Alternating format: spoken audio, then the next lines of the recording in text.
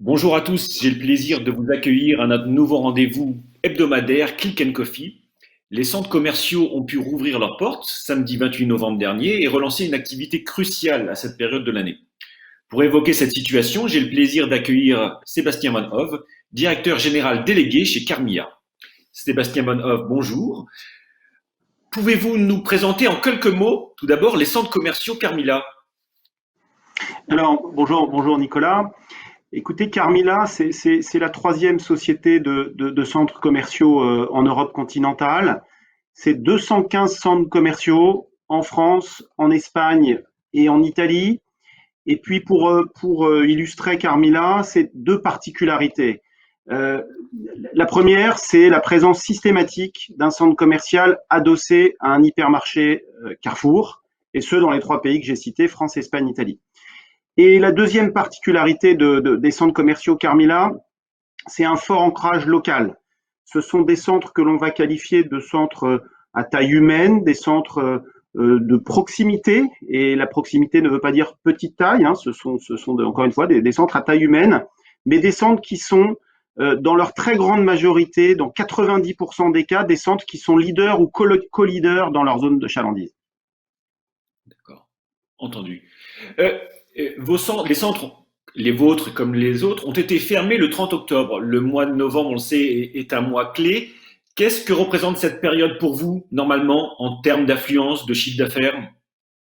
Alors la période, vous savez, le mois de novembre, on l'a beaucoup dit, et les médias en ont bien sûr parlé. C'est un coup très dur pour pour le commerce global en France évidemment.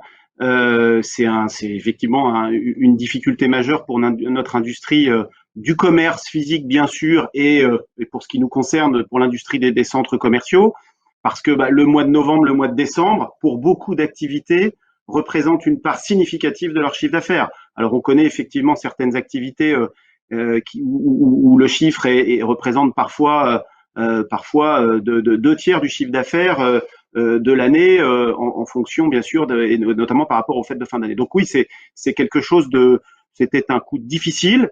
Alors on a beaucoup travaillé bien sûr à la réouverture. Alors on avait été préparé bien sûr pour une réouverture lors du premier confinement. Donc on avait travaillé bien sûr à cette réouverture pour samedi, mais on est très content pour nos commerçants bien sûr, qui sont eux-mêmes très satisfaits.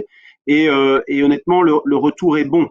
Il faut le dire, le retour est bon. Et dans les centres commerciaux Carmilla, on a eu depuis de toute façon la réouverture, depuis le mois de mai, une fréquentation dans nos centres assez nettement supérieure à la fréquentation nationale des centres commerciaux en France. Par rapport à un panel qui mesure notre fréquentation pour tous les centres commerciaux français, nous, on se situe à une fréquentation supérieure de 10, 15, voire 20 points par rapport à l'indice national.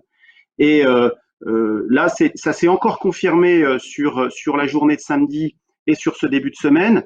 Et moi, ce que je peux vous dire, c'est que même sur la fréquentation des 2, 3 premiers jours de cette semaine, lundi, mardi, on était sur une fréquentation, si on la compare aux mêmes journées que l'année dernière, de moins 6%.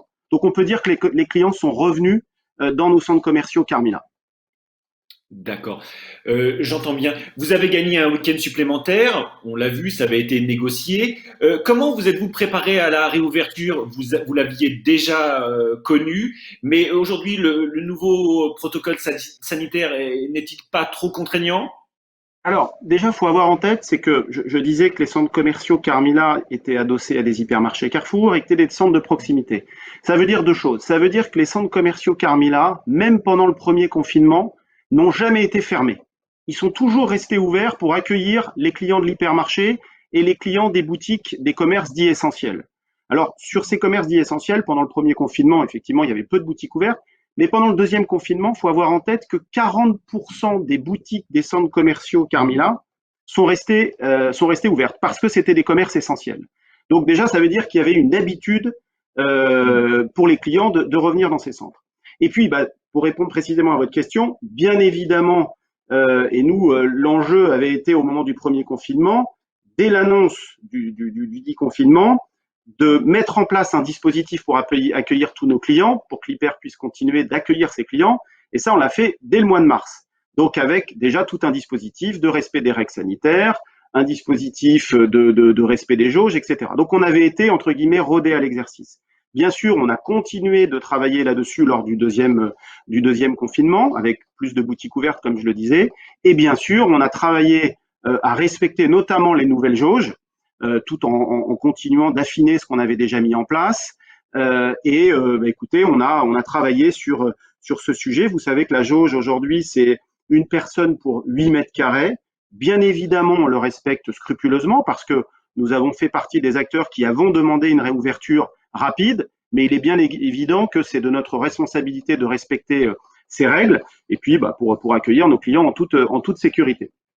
Et donc on a en place des dispositifs de comptage qui permettent de savoir en permanence combien on a de clients dans le centre commercial et donc en fonction de ça, si on doit procéder à des filtrages à l'entrée, voire de fermer les portes en demandant aux clients d'attendre quelques instants. Mais ça s'est très bien déroulé sur la journée de samedi. Ça s'est très bien déroulé. On a eu un certain nombre de contrôles, évidemment, et contrôles qui se sont tous bien passés. Et on a même vu certaines autorités administratives même saluer la qualité du travail qui a été fait. Mais c'est normal, c'est de notre responsabilité. Je comprends. Donc, vous êtes ouvert depuis la fin novembre. Qu'est-ce que vous observez aujourd'hui? Quel est le comportement des consommateurs? Est-ce que, déjà, première question, et deuxième, est-ce que vos centres réagissent-ils de la même manière? Alors, déjà, hein, je le répète parce que c'est important, globalement, nos centres ont continué d'être fréquentés et sont fréquentés de façon supplémentaire par rapport à l'ensemble des centres commerciaux. Ça, c'est le premier point. Le deuxième point, déjà, ce qu'on a constaté, c'est, et je tiens à le souligner parce que les commerçants étaient impatients d'ouvrir. Donc, nous, on avait fait le choix de rester en contact avec nos commerçants pendant toute la période du deuxième confinement, à la fois pour ceux qui étaient ouverts et pour ceux qui étaient fermés, en organisant des contacts. Nos directeurs de centres commerciaux étaient en contact avec les commerçants, en organisant des webinaires, etc. Et donc, il y avait une énorme satisfaction, il y avait une énorme dynamique, et également de nos équipes qui étaient sur le terrain. Et ça c'est le premier point. Le deuxième point, c'est que les clients sont de retour. C'est ce que je disais tout à l'heure sur la bonne fréquentation. Et avec, au-delà d'avoir des clients qui sont de retour, on voit qu'il y a une bonne transformation. C'est-à-dire que les clients qui viennent, ils viennent pour acheter. Ça, c'est probablement une des tendances que l'on peut constater et qui se constatera peut-être dans l'avenir. Dire qu'aujourd'hui les gens viennent, les clients viennent pour flâner dans le centre commercial, c'est pas très vrai. Ils ont dû attendre, ils ont dû se restreindre en termes d'achat. Là, ils viennent, ils savent ce qu'ils doivent acheter. Donc, il y a des secteurs effectivement qui ont très bien marché. L'enfant a bien marché, le sport a bien marché, bien sûr tout ce qui va être préparation des cadeaux a bien fonctionné, et puis aussi du textile qui a bien fonctionné. Donc, pour répondre à votre question, c'est effectivement de la satisfaction, de la transformation, et puis encore une confirmation que nos centres, ils jouent leur rôle de proximité, ils jouent leur rôle de convivialité, de facilité d'accès. Ça, c'est important par rapport aussi à leur configuration. On arrive assez vite sur nos centres, on sait s'y stationner, on a un parcours client qui est assez court et confortable. Voilà, donc il y a un sujet d'utilité de nos centres, et ça, c'est important. Et ça, c'est une tendance générale sur nos centres commerciaux Carmila. D'accord. Une question un peu transversale qui a été d'actualité. On attaque beaucoup les pure players en ce moment. Vous, votre position à ce sujet? C'est une vaste question, Nicolas. Alors, oui, pour être très objectif, nous, on considère que il y a eu clairement une opposition pendant toutes ces périodes, opposition commerce physique, e-commerce, très clairement. Et nous, on est là pour aussi défendre le commerce physique. Très clairement, et sans rentrer dans ce débat, on considère, et je considère qu'il y a une sorte d'inéquité, notamment fiscale, entre certains grands pure players et le commerce physique. Ça, c'est le premier point. En revanche, une fois qu'on a dit ça, on ne vient pas résoudre de problème, et nous, on a des enjeux, bien évidemment, par rapport à la période qu'on traverse et pour l'avenir. Je pense que d'une part, la présence de la force de certains de ces pure players, et notamment Amazon, pour pas le citer, soulève très clairement la question de notre capacité, nous, commerce physique, à nous réinventer, à travailler davantage sur l'omnicanalité. Donc, ça veut dire que nous, dans nos centres, on doit travailler là-dessus pour aider nos commerçants à se transformer, à avoir une politique de e-commerce, à renforcer, à les aider à faire du click and collect, ce qu'on a fait d'ailleurs pendant la période de confinement. Et on doit les aider à se digitaliser et à se transformer. Et puis après, il y a un autre point, il faut le dire, je pense que il est très important qu'on soit aussi tous bons dans nos métiers. Donc, les enseignes doivent se transformer. Et nous aussi, en tant que propriétaires et gestionnaires de centres commerciaux, il faut qu'on soit bon dans notre métier. Ça veut dire qu'on doit être capable de bien accueillir le client. Ça veut dire qu'on doit lui offrir des services nouveaux. On doit réinventer peut-être notre merchandising. Voilà, se comparer toujours, c'est bien, mais faisons aussi bien notre job. Et ça, c'est un de nos enjeux. Et c'est ce que l'on fait chez Carmila. Je vous remercie, vous avez commencé à l'évoquer. Aujourd'hui, comment on fait preuve d'innovation alors que le digital est partout, justement?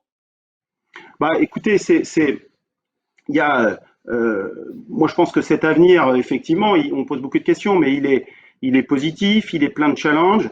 On a des sujets de travailler notre mix merchandising. Vous savez, aujourd'hui, le client, il a énormément évolué. Il avait déjà évolué avant la crise sanitaire et là, il a de nouvelles contraintes.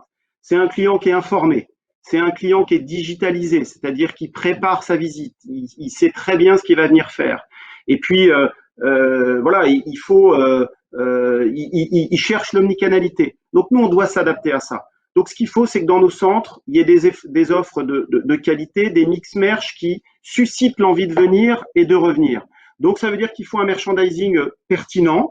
Ça veut dire qu'il faut bien sûr des activités dites plutôt destination shopping. Il faut de la restauration, mais il faut, alors ce que je dis là, c'est quelque chose d'assez traditionnel dans les centres commerciaux, mais ça veut dire qu'il faut qu'on aille travailler le service, il faut qu'on aille travailler certainement des activités de santé. Nous, chez Carmila, on investit au sens propre du terme dans les activités de santé, d'une part pour l'installation de pharmacies, d'autre part pour l'installation de centres dentaires. Donc ça c'est un premier point. Il faut qu'on ait aussi une capacité à aider nos commerçants. Alors ça veut dire quoi aider nos commerçants? Ça veut dire qu'il faut déjà aller trouver des commerçants, selon nous, des commerçants locaux. Nous, on croit beaucoup, je parlais des centres de proximité, ça veut dire aussi que nous avons des équipes qui sont également en proximité des commerçants. On a des équipes régionalisées. On va chercher des commerçants locaux parce qu'on considère que le commerçant local, il connaît bien sa clientèle, il connaît bien ses produits. Ça, c'est fondamental. Donc, on a créé une structure qui met en relation des commerçants indépendants avec des enseignes et des enseignes qui cherchent parfois des franchisés, mais qui n'ont pas moyen d'aller trouver dans telle ville dans laquelle nous, on a un centre commercial. Donc, on fait ce go-between entre enseignes et commerçants. Ça, c'est très important et ça fait partie de une certaine réinvention.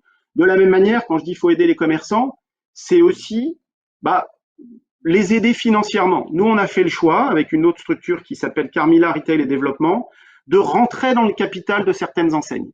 Des enseignes qui sont plutôt au démarrage, dont on a confiance dans les dirigeants, dont il y a un ADN commun avec Carmila. Eh bien, on vient rentrer dans le capital de cette structure en l'aidant à se développer.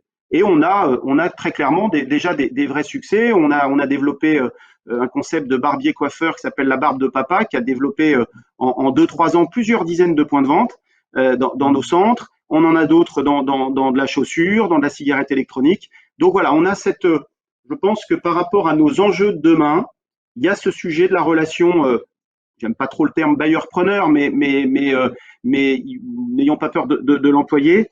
Ça, c'est fondamental. On doit aussi nous évoluer dans tous ces aspects-là. Et donc voilà, et d'aller développer des nouvelles activités.